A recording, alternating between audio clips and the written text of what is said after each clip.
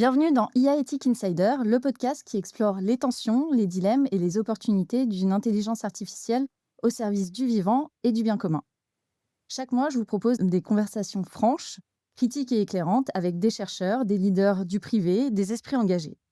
Ensemble, on décrypte les angles morts de l'IA, les biais systémiques, transparence, durabilité, pouvoir des plateformes.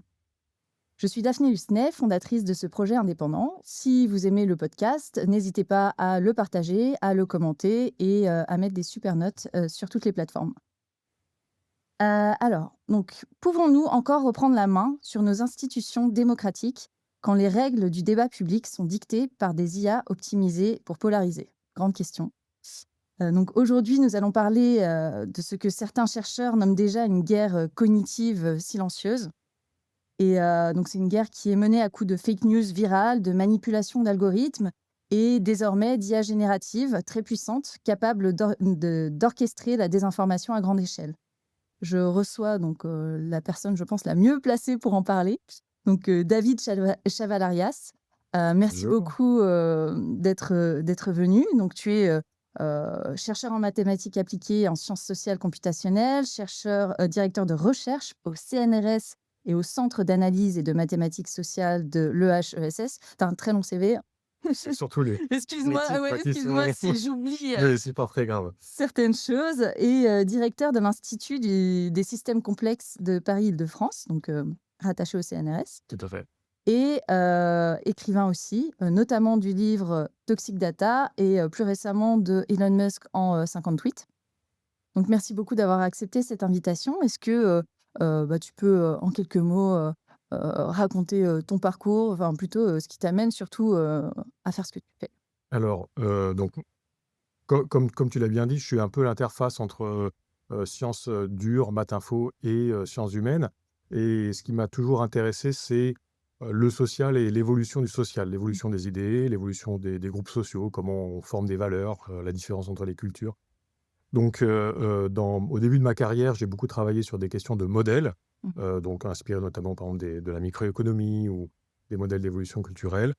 Et dans les années 2000, toute la communauté dans laquelle j'appartenais a vu arriver en fait les données sociales du web. Mmh. Où là, en gros, pour la première fois, on pouvait observer la manière dont, des individus échangeaient, parlaient, faisaient militaient ensemble.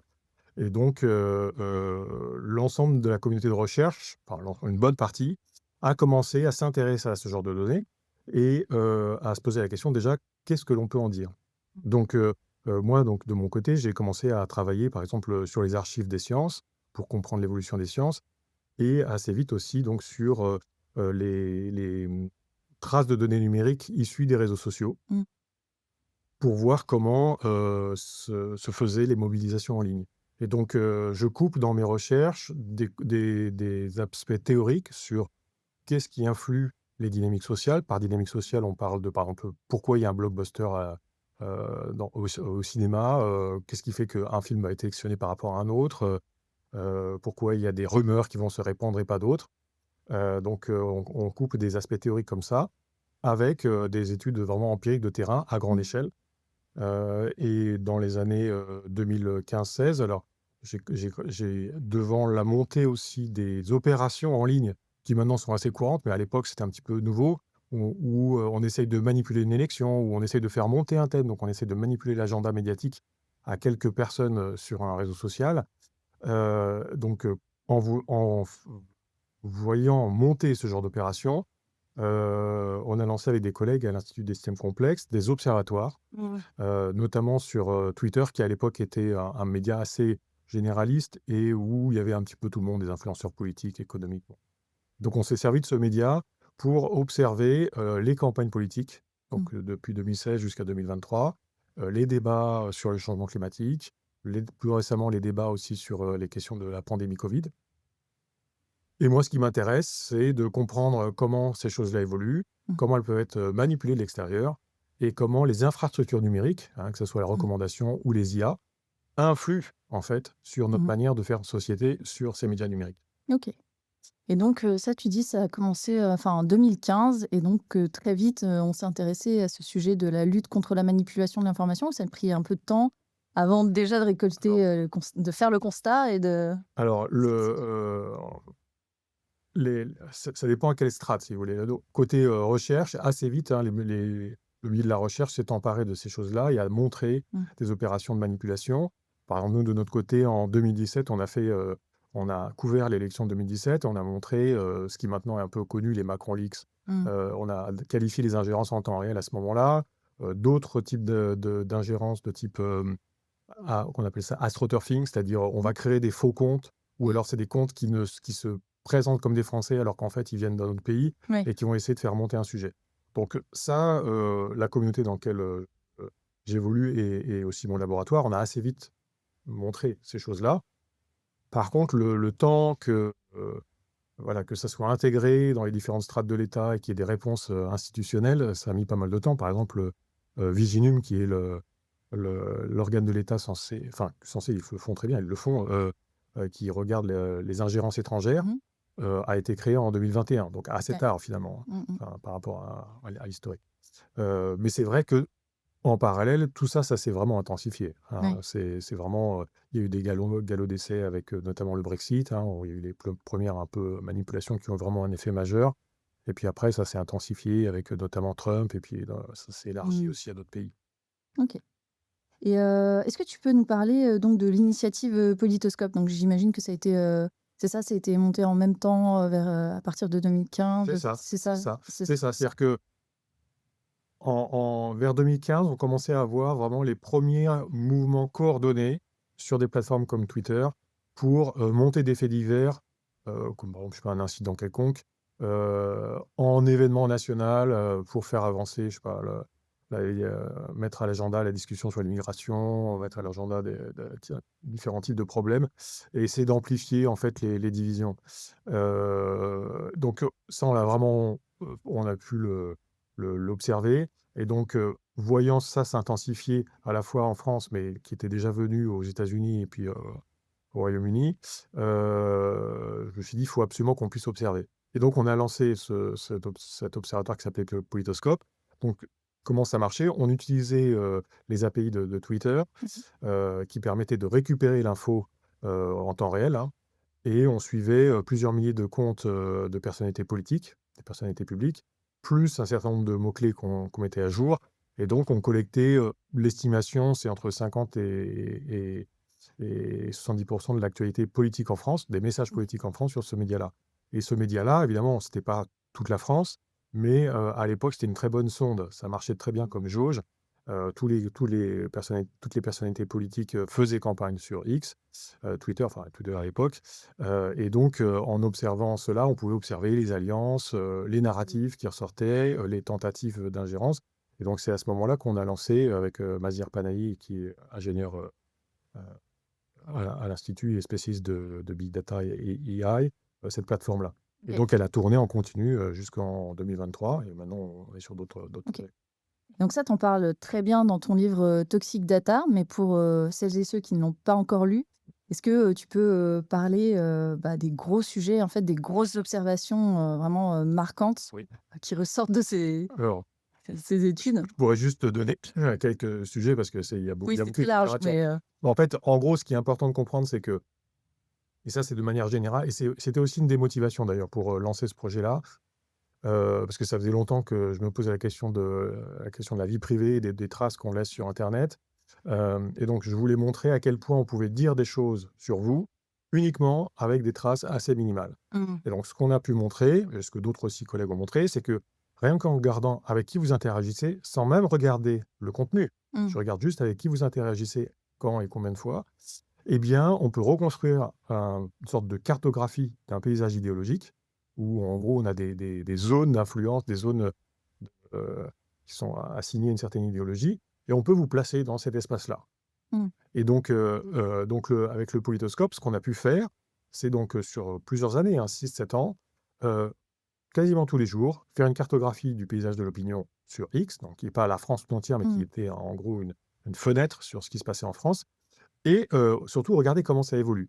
mmh, Et donc ce qui est très intéressant, c'est que même si votre échantillon biaisé ou en tout cas centré sur une population particulière, là, c'était vraiment les politiques et les influenceurs, l'évolution donne beaucoup, beaucoup d'informations. Et donc ce Mmh. qu'on a pu voir, c'est qu'il y a eu une transformation du paysage français, en un paysage un peu classique, auquel on pensait, on va dire dans l'ancien monde, hein, c'est-à-dire, une représentation, un peu style Assemblée nationale où on allait, de LFI ou les partis, les plus à gauche vers, le Rassemblement national au Front national, donc les partis les plus à droite, en passant par des partis, de gouvernement intermédiaire, donc les Républicains et le Parti socialiste. Donc on avait la première carte qu'on a générée, c'était en gros l'hémicycle. Mmh. Voilà. Et avec, en gros, sur ces cartes-là, ce que l'on voit, c'est, tous les comptes sont positionnés alors par rapport à leur positionnement idéologique et on voit les liens qu'ils entretiennent en termes de circulation d'informations et l'information circulait en gros de l'extrême gauche à l'extrême droite en passant par le centre, Mmh. heu, de cette manière, enfin avec des variantes et en dérivant. Et ce qu'on a pu voir, c'est que, et bien donc ce paysage a complètement évolué, notamment donc en 2017, Emmanuel Macron a créé son parti, donc pour la première fois, il y a un parti de centre, donc c'est arrivé. Mmh. Mais surtout, progressivement, donc de 2016 à 2023, l'ensemble a basculé avec l'émergence d'un bloc très, très fort extrême droite, qui s'est, décomposé en plusieurs, sous-mouvements. Donc on sait qu'il y a eu Reconquête, il y avait évidemment le Rassemblement national et puis il y a eu l'apparition d'une communauté numérique très puissante qui n'a quasiment aucun poids politique en France, mais qui a un poids important dans la circulation des opinions et qui était positionnée un peu confusionniste anti-système Mmh. à l'extrême droite. Et donc cet endroit-là, est devenu en fait la courroie de transmission de la propagande du Kremlin. C'est Mmh. par là qu'en fait viennent toutes les rumeurs, notamment par exemple, plus récemment Jean-Michel Trogneux, cette espèce de rumeur absurde, est arrivé par cette communauté numérique. Et donc on a pu voir vraiment sur plusieurs années, le paysage politique français évoluer, de même qu'il a évolué dans les urnes, hein, après, Mmh.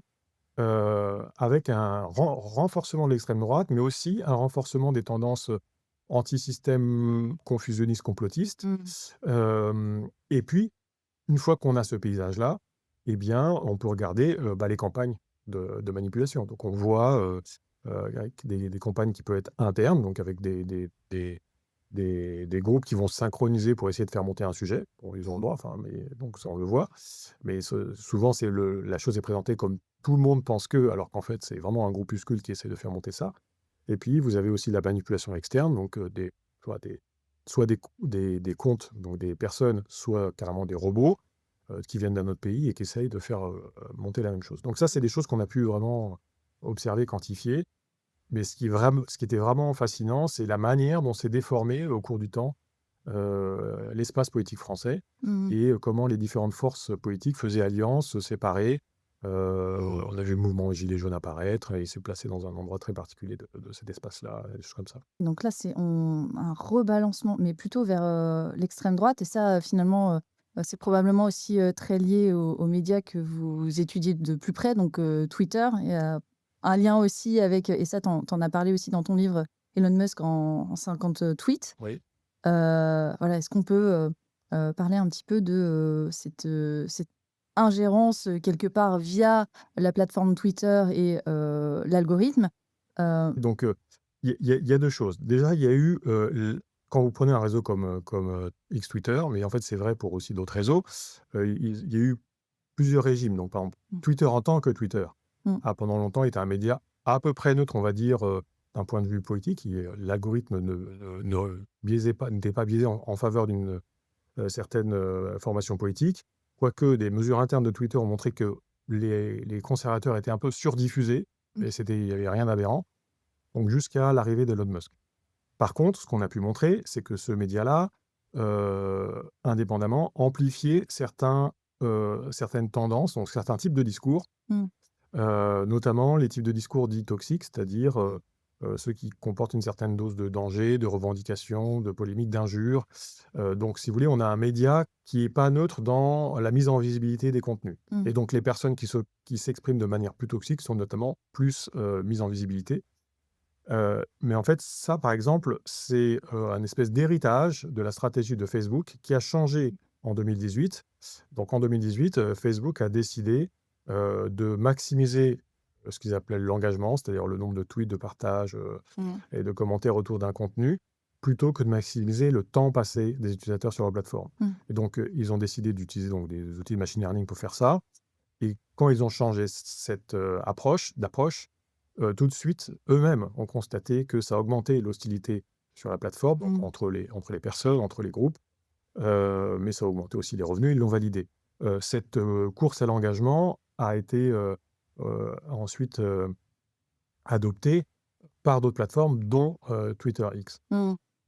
Après, quand Twitter est devenu X sous Musk, là, c'était une autre affaire. C'est-à-dire que là, il y a, si vous voulez, l'ensemble de la machinerie de X Twitter a été changée, notamment, par exemple, il faut savoir que sur X maintenant, vous avez un tiers des contenus que vous voyez qui ne sont pas sollicités. C'est des Ouais. contenus qui sont ajoutés dans votre fil d'actualité, mais qui ne viennent pas de vos abonnements. Mmh. Et donc, en jouant sur ces contenus-là, on peut faire plein de choses. Il y a tout un courant de recherche qui essaie de quantifier en fait les biais Mmh. de X Twitter. Alors, il y a ces biais de toxicité, et depuis qu'il y a Elon Musk, il y a des très forts soupçons de biais en faveur donc des mouvements d'extrême droite.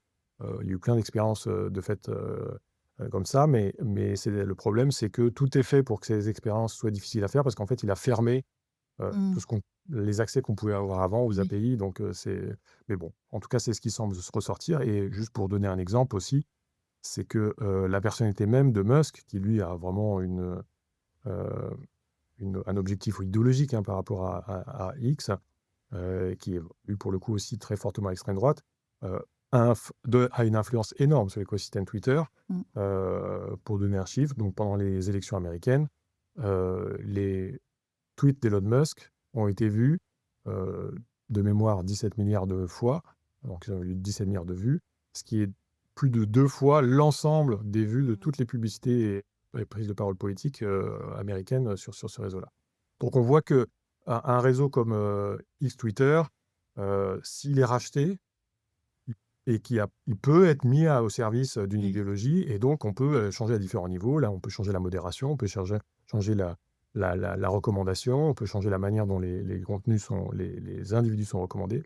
Mmh. Et on a aussi observé que le biais de toxicité avait augmenté.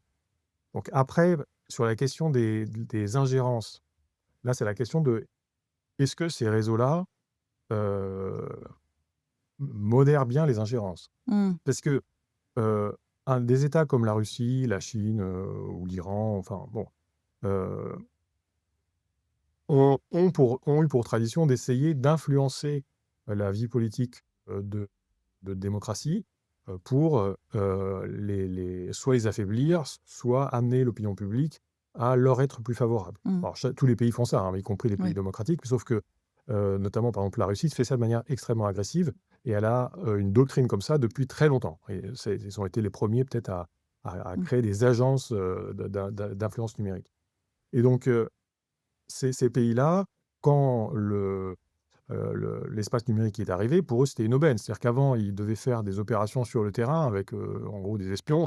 Mmh. Et maintenant, ils peuvent aller directement sans même se déplacer D'accord. et faire des opérations sans se déplacer. Donc, mais après, ça veut dire que les acteurs qui sont capables de contrer ces opérations, bah, c'est les plateformes. Ouais. C'est-à-dire que puisque c'est elles qui sont les seules à Oui, pouvoir c'est les observer. médias, en fait. Ouais, comme c'est les seuls à pouvoir observer ce qui se passe, les seuls à savoir quelle adresse IP s'est connectée où et quand. Mmh. Donc c'est un petit peu au bon vouloir des plateformes d'essayer d'atténuer ces opérations d'influence de l'opinion. Mmh. Or, par exemple, sur une plateforme comme X Twitter, euh, pendant longtemps, autant de Twitter, ils publiaient tous les mois ou tous les trimestres une espèce de rapport sur l'ensemble des compagnies qu'ils avaient détectées et qu'ils avaient Mmh. mis par terre, et on pouvait récupérer un certain nombre d'infos là-dessus. Et ça a été complètement arrêté sous Elon Musk. Et on sait par ailleurs que ils ont arrêté de modérer certaines campagnes d'influence avec les robots qu'on appelle l'astroturfing. Mmh. Un exemple, c'est les dernières élections allemandes. Donc Elon Musk a soutenu l'AfD, hein, parti vraiment proche néo-nazi. Et il y a eu des armées de robots qui ont amplifié ce soutien. Mmh. Donc, des robots sur X qui amplifient ce soutien. C'est, Karine Cohn et Florent Lefebvre qui ont montré ça et ça ils n'ont pas été modérés par X Twitter. Mmh. En fait, parce qu'il y avait conflit d'intérêts évident. Mmh. Elon Musk avait intérêt à avoir ces robots qui amplifient sa Bien sûr, parole. ouais. Donc en fait, là, à partir du moment où un réseau social n'est plus utilisé comme un service économique, mais comme une arme d'influence, eh bien, là, on voit émerger des conflits d'intérêts un petit peu dans tous les sens. Et pour la question de la lutte contre les ingérences étrangères, ils vont laisser passer ceux qui les arrangent. Mmh. OK. Donc là, on voit, en fait, finalement, on a eu l'émergence de ces plateformes qui, si je résume, en fait, avec ce modèle économique qui favorise, en fait, la polarisation, des idées, c'est devenu un outil, finalement, très puissant, pour, instrumentaliser, l'opinion publique. Ça, c'est, c'est, ce qu'on a observé avec, l'émergence des plateformes. Maintenant, si on fait le parallèle avec l'émergence de l'IA, ça, c'est quelque chose qui, est, d'autant plus fort. On parle maintenant aussi de guerre cognitive, avec, face à l'émergence, en fait, des plateformes IA qui sont majoritairement dominées par, les Américains et la Chine aussi. Même si la Chine, bon, on leur fait pas confiance, les Américains. Historiquement, on se disait: «Bon, c'est pas grave, on est amis», donc voilà. Donc, est-ce que tu peux, faire le parallèle, justement, expliquer, en quoi, maintenant c'est encore pire finalement avec l'avènement de l'IA générative? Hem, Alors, on va chacun se fera une idée si c'est pire. Moi aussi, c'est aussi mon analyse, mais bon. En fait, peut-être on peut, reprendre différentes couches parce que parfois les gens disent: «Mais oui, mais quand il y a eu la télé, les gens ont crié, ça va être Ouais. un outil de manipulation de masse». Bon, heu, si vous voulez, avant les réseaux sociaux, donc il y avait les médias qui étaient uniquement du push. C'est-à-dire on broadcast de l'information et les gens écoutent ou pas, et changent de chaîne ou Mmh. pas. Évidemment, ça déjà, ceux qui possédaient ces médias-là avaient une influence sur l'opinion, Mmh. mais ils avaient une influence en termes de visibilité, de surface, en fait, d'attention. Sont arrivés les réseaux sociaux, et que font les réseaux sociaux? En fait, ils font de l'intermédiation, c'est-à-dire ils se mettent entre vous et vos amis Mmh. et ils filtrent l'information qui vous arrive, et en gros, ils modulent la perception du monde, Mmh. et non seulement, et ils le font de manière personnalisée, c'est-à-dire que non seulement ils envoient de l'information de manière sélective, et aussi ils récoltent de l'information sur vous, notamment les clics, pour Mmh. pouvoir savoir quoi vous envoyer. Donc là, on a déjà eu un saut technologique énorme, et qui, en fait, au final, quand on regarde, c'est assez récent, ça a 20 ans. Donc c'est assez, récent à l'échelle de, en gros, l'évolution des institutions, par Mmh. exemple. Et donc là, déjà, c'était un saut technologique énorme, avec par-dessus la publicité ciblée. Donc, les réseaux sociaux sont capables d'adresser un message personnalisé à une personne, et de proposer, par exemple, à un homme politique, d'adresser un message personnalisé à n'importe qui est sur ce réseau-là. Et ça, d'une certaine manière, déjà, ça casse l'idée de débat, parce que ça veut dire que moi, je vais pouvoir vous dire une chose et dire le contraire à l'autre personne, si je Oui. pense qu'elle est plus à même de croire le contraire, juste pour avoir des votes, et donc il y a plus aucune cohérence dans le Mmh. discours. Et encore une fois, donc, modulation de l'espace perçu, donc l'espace social perçu, et donc une modulation plutôt vers la toxicité, comme, on en a parlé tout à l'heure, amplification de la toxicité, qui va effectivement, créer en gros plus de clash, plus de Mmh. polarisation. Et le changement, en fait, qu'a effectué Facebook, puis après tous les autres réseaux, de maximisation d'engagement vers 2018, Mmh. on a vu que ça a eu des conséquences en cascade sur tout l'écosystème médiatique. Parce que, Mmh. les journaux dont les unes circulent sur les réseaux sociaux, si les unes sont pas clash ou polémiques, Oui. elles circulent moins. Donc Mmh. du coup, ils ont changé leur comportement. Pareil pour Mmh. les personnalités politiques. Donc par-dessus arrive l'IA. Donc l'IA, c'est encore au-dessus. C'est-à-dire que non seulement l'IA, fait du push et pull, c'est-à-dire elle récupère l'information sur vous, et elle vous, produit aussi quelque chose de personnalisé. Mais en plus, elle peut chercher à vous convaincre, Mmh. puisqu'elle discute avec vous. Mmh. Une IA peut tout à fait, bon, maintenant beaucoup de gens ont enfin, là, c'est en train de monter, commencent à dialoguer avec des IA, Mmh. pour un peu tout et n'importe quoi. Une IA peut très bien avoir pour consigne de d'abord faire un test psychologique Mmh. sur la personne. C'est-à-dire, en gros, lui poser des questions. Souvent, les IA vous relancent: «Et vous pensez quoi de ça?» et cetera. Donc, de faire un test psychologique pour identifier le type de personnalité, et après, d'utiliser cette information pour le convaincre de quelque chose. Ouais.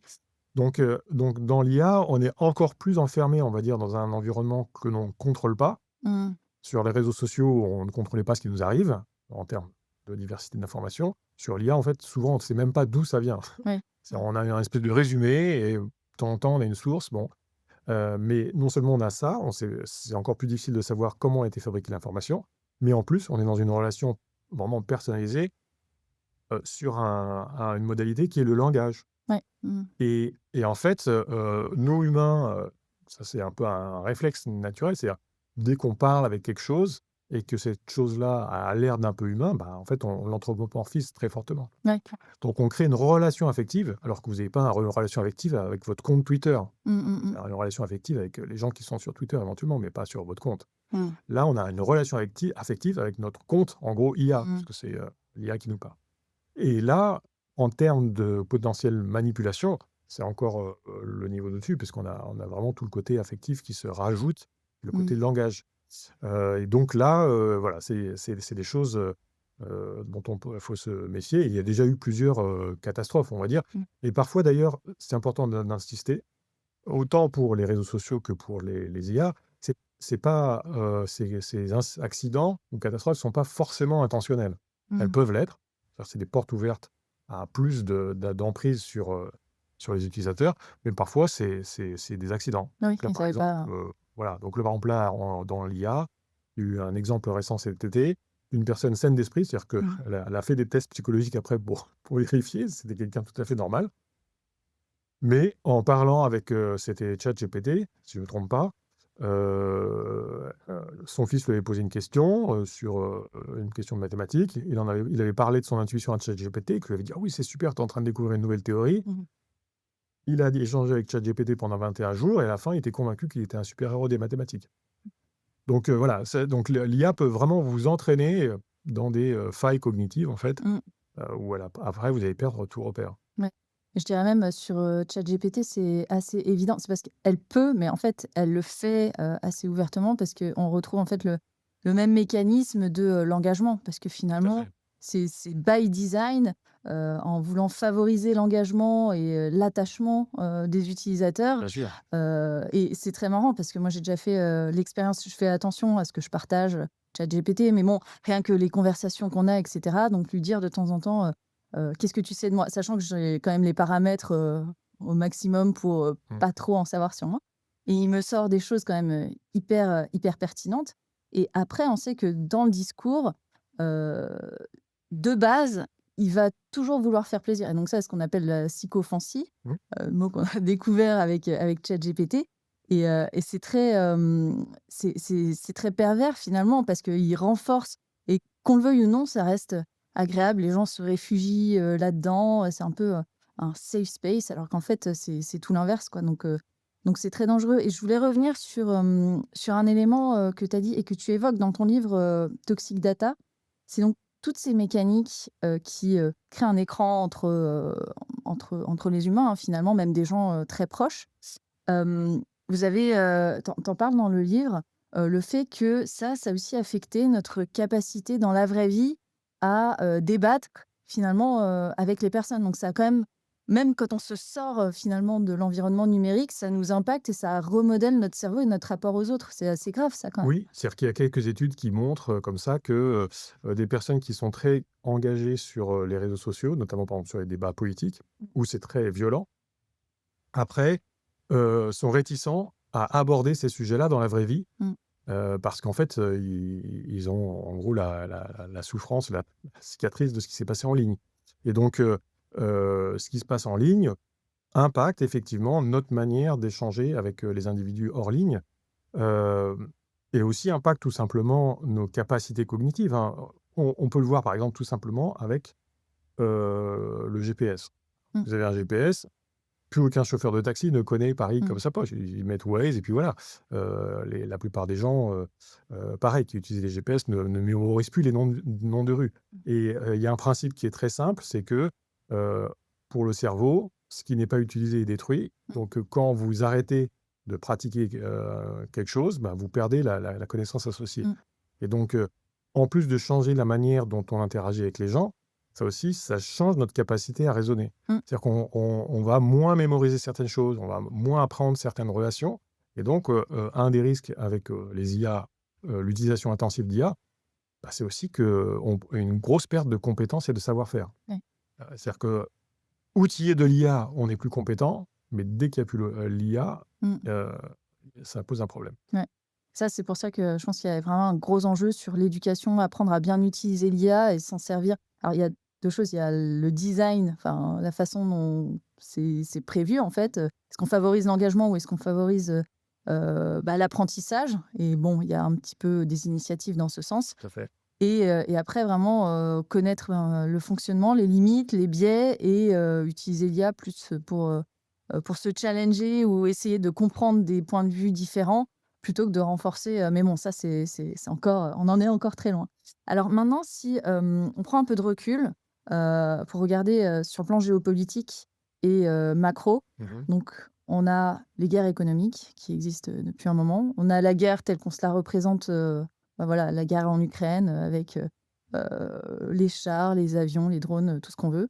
Et on a cette guerre qui est menée, en parallèle, qui est, cette guerre cognitive et qui s'appuie finalement la course à l'IA, qu'est-ce que c'est? C'est une 3e forme de guerre finalement où, pourquoi, est-ce que les États-Unis et la Chine veulent, être les premiers sur l'IA? C'est justement pour, avoir, les manettes de cette influence. Mmh. Hem comment ça s'orchestre tout ça? Quels sont, les grands enfin, les liens que tu peux faire en fait entre chaque guerre et les conséquences, aujourd'hui que ça a?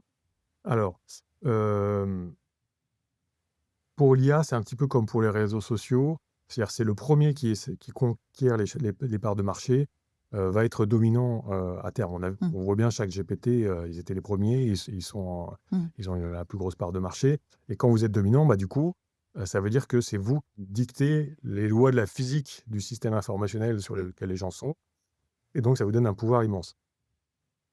Donc, il y a déjà une sorte de conquête, de ces parts de marché IA pour être ceux qui vont pouvoir, en gros, influencer l'intimité des gens dans leur interaction avec l'IA. Ça, c'est une chose. Après, il y a aussi, la guerre à l'IA dans la croyance, le fantasme, où parfois il y a une part de vrai, que l'on a sur le fait qu'elle va nous permettre, par exemple, d'avoir une supériorité militaire. mmh, Hein, si on arrête des robots, qui sont pilotés par IA, eh ben, on va pouvoir envoyer des armées de robots plutôt que des armées d'humains et on pense qu'on va avoir une supériorité militaire. Si on a des drones qui sont pilotés par IA, ils vont être plus rapides et ils vont, mmh, et donc là, il y a une course à l'IA, mais sur, vraiment les mmh, infrastructures, mmh, hein, et donc effectivement, des gens qui auront des infrastructures pilotées par IA, seront potentiellement, plus puissants en termes de force de frappe que ceux qui auront un retard. Parce que l'IA va plus vite, parce que sur le champ de bataille, on prend des décisions plus rapides, mais là, sur ce côté-là, ce qui est important de remarquer, c'est que les IA telles qu'elles existent aujourd'hui, on espère qu'elles feront des progrès, mais en tout cas, là, alors là, je parle pas mal des IA de type un peu, générative, hein, parce qu'il y a plusieurs catégories d'IA, mais sont souvent des machines qui marchent en probabilité. mmh, Et donc, par exemple, il y a eu un article du journal, il s'appelle Plus 972, je crois, c'est un journal, israélien, qui expliquait que, Israël utilisait des drones dans sa guerre à Gaza, et le drone, en fait, combine, en fait, plein de sources de données, notamment des données, interceptées téléphoniques, des données de spatialisation, d'images, pour prendre des décisions et décider de bombarder. Sauf que, comme c'est probabiliste, eh ben, il y avait une marge d'erreur beaucoup plus importante que quand c'est opéré par un humain. mmh. Mais ça va plus vite. Ouais. Et donc, ils ont dû, changer, les règles éthiques, internes à l'armée sur le rapport entre dégâts civils et dégâts militaires pour pouvoir utiliser ces nouvelles armes. Donc on voit et ça va être pareil dans tous les cas d'utilisation d'IA, parce qu'à partir du moment où vous enlevez l'opérateur humain, qui déjà peut faire des erreurs, eh bien, vous avez une machine qui, en fonction de la manière dont elle est entraînée, peut faire plus ou moins d'erreurs. Mmh, Donc, un des risques avec, l'IA, c'est que ça fasse même évoluer, on va dire, notre notion de la morale, y compris donc en cas de mmh. guerre militaire, sur, en gros, les dégâts collatéraux qu'on accepte. Oui, C'est-à-dire, au nom de l'efficacité, oui, et on sait que par exemple, les États-Unis, l'efficacité avec le mmh, Doge et tout ça, ouais, c'était vraiment le totem. C'est-à-dire, au nom de l'efficacité, on va assouplir des standards moraux oui, et éthiques. ouais. Et donc, voilà, c'est L'IA pourrait devenir, dans certains cas, notamment militaires, hein, des cas où il y a au niveau international des gros dilemmes et des Oui désaccords et sur le niveau d'utilisation, de même qu'il y a des armes chimiques qui sont interdites. Il y a des mmh, moratoires qui sont demandés pour l'utilisation d'IA. On ne veut pas d'armes autonomes tueuses, mmh, mais il y a des pays qui vont s'en servir parce que ça donne un avantage militaire. ouais, ça c'est intéressant. Et donc, ça donne un avantage militaire, sauf que cet avantage, c'est souvent au prix d'un compromis. Ouais, Heu, ouais. on dit que c'est des armes précises, enfin qu'on cherche des armes de haute précision, mais souvent c'est en fait c'est un fantasme. Et Mmh. et donc, Là-dessus, j'avais vu une étude, intéressante, c'était cet été justement, qui démontrait que, l'humain avait une propension plus forte à tricher, à mentir, dès lors que, il utilisait, que c'est en fait, il utilisait de l'IA, pour le faire. C'est-à-dire que ça déresponsabilise aussi, mmh, le fait d'avoir une interface, un système qui, quelque part, même si c'est nous qui le guidons en théorie, prend la décision à notre place, ça nous déresponsabilise et ça augmente en fait la propension à mentir et à tricher. Et donc, ça va dans le sens de ce que tu dis finalement, c'est, oui, oui et en plus, enfin, on peut aussi penser que il y a ce qu'on appelle par exemple le biais de confirmation. C'est-à-dire que si mmh, vous êtes d'autant plus, capable de croire quelque chose qu'il confirme des choses ouais, que vous savez déjà ou votre intuition.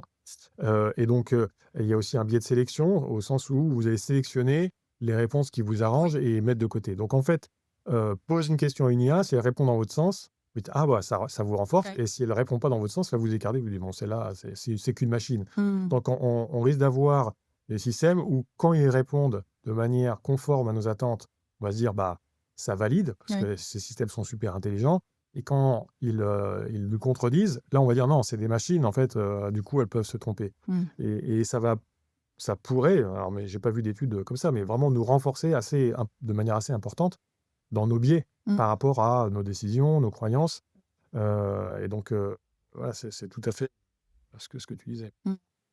Intéressant. Et alors il y avait, un autre sujet que je voulais aborder, c'était celui de, si on reprend là sur, les réseaux sociaux, Mmh. et parce qu'en fait cette guerre cognitive, elle est beaucoup plus silencieuse, elle est beaucoup plus discrète et donc à la base, si je reprends, tu avais, des opérations, donc 2017, on notait sur les élections américaines, des grosses opérations et au final, de ce que je comprends, à mesure qu'on avance, ces opérations deviennent de plus en plus discrètes et difficiles aussi à détecter et subtiles. Donc des opérations sur, la, manipulation de l'information où ça fait vraiment partie de la stratégie d'être suffisamment, impactant pour, influencer l'opinion publique et en même temps suffisamment sous le radar pour pas, vraiment, déjà se faire repérer et ça c'est la stratégie d'ailleurs, il me semble aussi qu'on retrouve en Russie, même, sur le terrain. Mmh. Voilà, des petites, ils nous chatouillent avec des drones, et cetera. Hem, Comment on fait, pour lutter face à ça? Parce que maintenant c'est tellement, discret, c'est tellement, pernicieux, il y a tellement de médias différents et de niveaux différents. Alors il y a en fait, bon, si on parle des réseaux sociaux et de la question de l'information, il y a effectivement avec les réseaux sociaux eu, un bouleversement total de la manière dont l'information circule. Avant, c'était des sources d'autorité, hein, que ce soit le Mmh. gouvernement, les journalistes, bon, et c'était un peu vertical et maintenant c'est complètement horizontal. Enfin, ça s'est horizontalisé.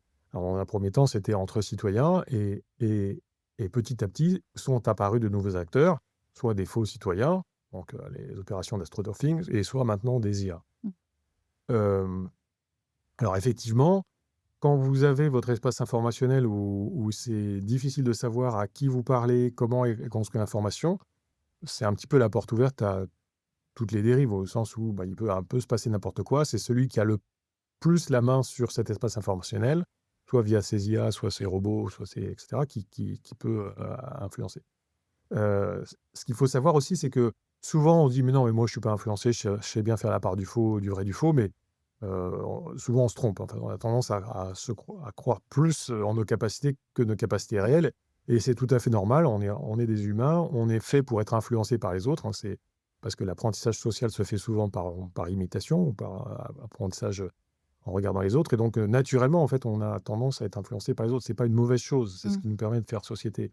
Sauf que quand vous êtes dans un environnement où euh, les modèles ou les personnes qui peuvent vous influencer, leur nature est, on va dire, incertaine, Mmh. vous pensez que c'est des humains, c'est des robots, vous pensez que votre ami, en fait, c'est un russe ou je ne sais quoi, et bien là, le mécanisme d'apprentissage collectif sur les systèmes de valeurs, sur les informations fiables, etc., peut être perturbé.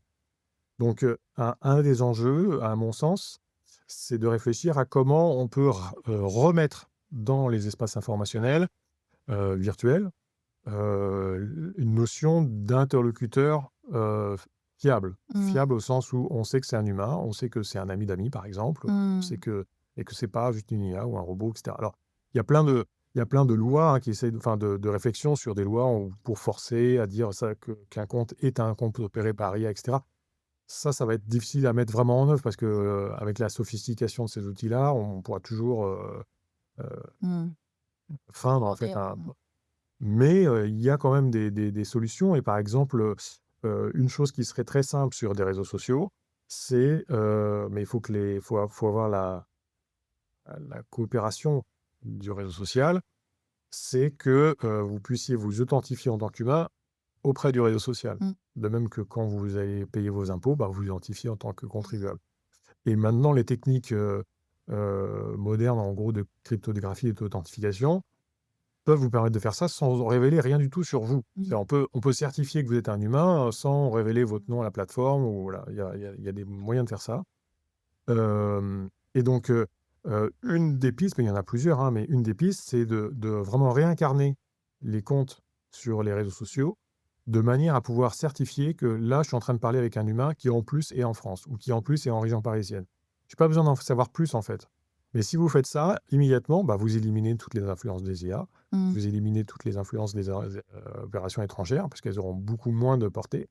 Et si vous donnez la capacité à des utilisateurs d'un réseau social, par exemple, d'avoir un switch en disant, bah, maintenant, je ne veux voir. Alors, ce qui est important, c'est que ça soit un choix. C'est-à-dire, on Mmh. peut voir soit tout, soit Ouais. on dit, bah, je filtre suivant les gens qui habitent dans ma région, les gens Ouais. qui sont des Français ou les gens qui sont des vrais gens. Du coup, vous pouvez voir la différence entre les différents flux d'informations. Mmh. Et quand vous êtes influencé par quelqu'un, vous savez que vous êtes influencé par un humain et Mmh. pas par une machine. Donc ça, pour moi, c'est une piste de réflexion assez importante. Parce que voilà, on sera de toute façon influencé par, nos interactions avec des entités en ligne, qu'elles soient humaines ou pas, parce qu'en fait, c'est notre nature. Mmh. Mais par contre, de pouvoir mieux choisir quelles sont les entités avec qui on interagit, ça, c'est hyper important. Et Mmh. donc, d'autant plus à une époque où on peut, faire, des entités artificielles, Ouais. faire les rigolos. OK. Et sur la partie parce que donc, si je résume un peu, enfin, on se rend compte à quel point, maintenant les réseaux sociaux sont instrumentalisés aussi pour, fragiliser, nos démocraties. Donc comment, est-ce que tu as d'autres solutions qui permettraient de redonner, du sens à, la démocratie et au débat? Parce que là, bon, avoir des personnes, c'est un pas, mais est-ce qu'il y a d'autres solutions qui nous permettraient de nous protéger finalement contre cet affaiblissement de nos démocraties à cause des réseaux sociaux? Oui, alors il y en a il y en a plein, enfin, j'en donne quelques-unes, notamment, plus d'une dizaine à la fin de Toxic Data, mais je peux en mentionner quelques-unes. Alors déjà, heu, une solution, c'est d'avoir des infrastructures numériques, dites souveraines, c'est-à-dire que ce soit réseaux sociaux, voire même IA, c'est-à-dire où on peut comprendre comment elles sont fabriquées, Mmh. on peut comprendre, comment elles sont opérées et on peut éventuellement, modifier. Donc quand je dis «on», c'est les citoyens ou éventuellement, des instances indépendantes. Et donc, pour moi, il y a urgence à se réapproprier les espaces numériques Mmh. en construisant des espaces numériques alternatifs aux plateformes qui, en fait, quand vous regardez Facebook, X ou Instagram ou TikTok, hein, ce sont des plateformes qui vont à l'encontre de l'esprit initial de l'internet. Mmh. C'est-à-dire, au lieu de pouvoir aller voir n'importe qui, on vous concentre sur une plateforme et on vous met captif d'un système informationnel où tout est contrôlé. Contrôlé au sein en termes de design et de comment Mmh. circule l'information. Par exemple, il faut voir que, ça c'est un collègue, Paul Bouchot, qui l'a regardé sur une plateforme comme X, Twitter, dans votre fil d'information, donc vous avez un tiers qui ne vous avez pas demandé, et dans les deux tiers qui correspondent aux informations des abonnements, vous ne voyez que 3% de ce qui est produit de votre environnement social. Mmh. Pour pour des raisons de temps et donc la manière dont sont sélectionnés les 3 sont cruciales. Donc, se réapproprier des espaces numériques où on comprend comment on est informé, on peut choisir la manière dont on est informé, on peut, s'assurer qu'il y a pas de campagne de manipulation. Mmh. La plupart des plateformes actuellement, par exemple, les chercheurs ne peuvent plus regarder Mmh. et essayer d'estimer les campagnes de manipulation d'opinion. Donc, pouvoir retrouver cette capacité, pour moi, c'est très important et il y a des réseaux qui sont préférables à d'autres, on pourra éventuellement en reparler, mais il y a vraiment des réseaux qui sont préférables à d'autres. Après, un autre domaine où on peut intervenir, c'est, tout simplement les institutions qui nous permettent de prendre des décisions collectives. Mmh. Donc on est dans des nouveaux espaces informationnels où on peut être influencé dans ce que l'on perçoit, et donc la question c'est, comme cette influence après va être utilisée, enfin, c'est les croyances qu'on va, former dans cette influence-là vont être réutilisées, bah, quand on va voter, par exemple. Mmh. Hein, on va voter en fonction de ce que l'on croit, de ce que l'on pense être bien, eh bien, il faut arriver à trouver des systèmes de vote qui vont être moins sensibles à la manipulation. Par manipulation, c'est-à-dire, par exemple, extrémisation des préférences, qu'on rend les gens plus hostiles les uns envers les autres, et les systèmes de vote qui sont plus ou moins robustes. Donc, moi, il y a. Et ce qu'il faut savoir, c'est que le système de vote actuel qui est utilisé, donc en France, par exemple, uninominal à 2 tours, hein, vous avez un seul bulletin et vous le donnez au 1er tour et après, au 2e tour avec les 2 qui restent. C'est utilisé pour les municipales, les législatives, les présidentielles. Ce mode de scrutin est très vulnérable aux Ouais. manipulations d'opinion. Euh, ouais. Notamment, bon, les campagnes se font de plus en plus négatives, on vote Mmh. plus contre que pour. Bon. Et donc, il y a des modes de scrutin alternatifs qui ont été inventés récemment et qui sont moins manipulables. Et notamment, je pense à un mode de scrutin que moi j'aime beaucoup, qui s'appelle le jugement majoritaire, qui Ouais. a été inventé par 2 chercheurs du CNRS, Balinski et Laraki, en 2006, donc c'est récent, hein, ça a Mmh. moins de 20 ans, et qui en fait apporte beaucoup d'améliorations à la fois au système de vote lui-même, hein, par exemple, on enlève le vote utile, mais aussi qui rend les élections moins manipulables. Et donc, il faut se réfléchir aussi dans ces nouveaux espaces informationnels, quelles sont les institutions qui sont les plus vulnérables? Ouais. Et effectivement, si vous êtes un pays étranger, au lieu de faire la guerre à votre ennemi, si vous arrivez à mettre, au pouvoir quelqu'un qui vous est favorable, bah, vous avez gagné et vous avez gagné de l'argent. Mmh. Donc, donc en fait, c'est la stratégie, on va dire, majoritaire de pays comme la Russie actuellement. C'est comment je peux faire advenir un changement de régime, et c'est officiel, hein, Dimitri Medvedev qui est le, vice-président de la qui a été président de la Fédération de Russie et qui actuellement a des fonctions dans le Conseil de sécurité, a dit par exemple pas plus tard qu'en février 2024 sur sa chaîne Telegram, «Notre rôle, c'est d'essayer de, en gros, amener un changement politique en Europe, Ouais, en c'est faisant super. en faisant émerger les partis anti-système». Mmh. Donc on voit que c'est beaucoup plus, et c'est théorisé depuis très longtemps, hein, c'est beaucoup plus économique, moins risqué, plus favorable d'arriver à ce que le pays qui vous embête ou auquel vous voulez nuire s'effondre de lui-même Ouais. ou qu'il l'élise en son sein des leaders qui vont vous être favorables. Et là, c'est vraiment, donc ça s'appelle la subversion, hein, et Mmh. donc la subversion est, une des principales armes des pays antidémocratiques, donc Russie, Chine, Mmh. Iran, contre les démocraties. Ouais. Parce que c'est le plus efficace. Ouais. Ouais. C'est, ben, merci beaucoup pour tous ces éléments. Je pense que on devrait faire, une seconde partie sur, la partie aussi, régulation dont on n'a pas parlé, mais ça, c'est encore, un très gros débat. Mais, merci beaucoup pour ces échanges, très éclairants. Bon, alors c'est costaud, mais l'avantage, c'est qu'il y a quand même des solutions et j'invite, les auditeurs, auditrices à, creuser plus ces solutions, notamment, tu détailles bien, hein, ce système de vote dans Toxic Data, donc bien, creuser, toutes ces solutions. Donc il y a des solutions. Il y a aussi, le projet, on n'a pas eu le temps de trop en parler, mais Open Portability, qui, permet, donc sur lequel, tu travailles toujours pour, favoriser en fait le déport vers, des plateformes qui seraient plus, heu, respectueuses, on va dire, de notre démocratie.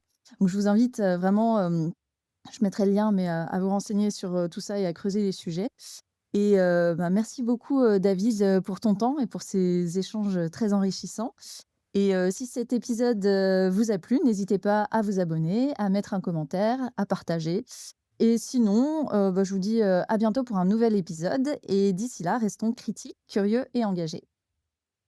Merci.